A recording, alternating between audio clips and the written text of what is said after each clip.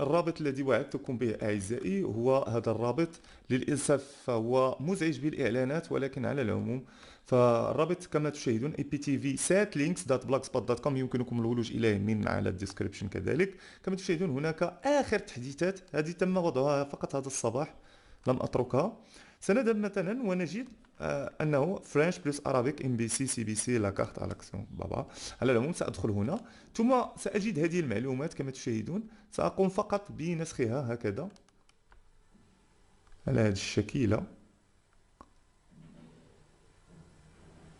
جميل. ثم أنسخ كوبي، ثم أذهب وأبحث عن نوت باد أو بلوك نوت بالفرنسية، ثم بعد ذلك أقوم بوضع هذه الملفات التي نسختها فايل سيف از، ثم بعد ذلك سأكتب مثلا iptv m3u،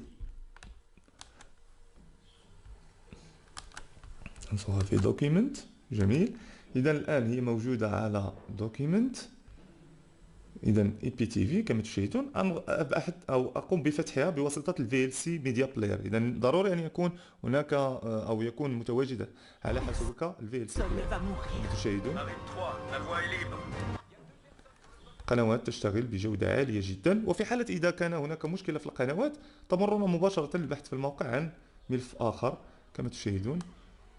تجدون جميع القنوات. سأذهب إلى قنواتكم المحبوبة وأعلم أن الشباب يحب قنوات الرياضة المدفوعة ويبحث عنها.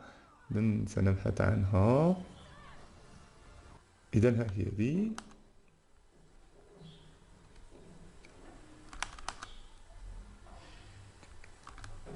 ها هي ذي كما تشاهدون.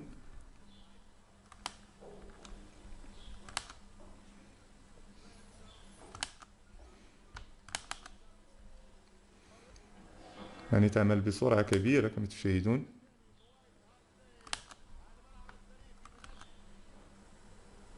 يعني وهكذا يمكنكم بطبيعة الحال الحصول على آخر التحديثات مباشرة من على هذه المدونة التي تعتبر كنز حقيقي. إذا هذا ما يوجد في الموضوع. شكرا لكم جزيلا على حسن متابعتكم. إذا أعجبتكم الحلقة فرجاء النقر على زر لايك، وكذلك إذا كان لديك أي مشكلة فيمكنك وضع تعليق، أو كذلك يمكنك زيارتي على هذا الرابط الذي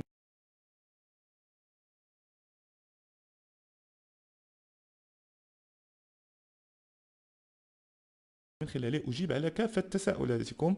غير ذلك إذا كانت هذه أول متابعة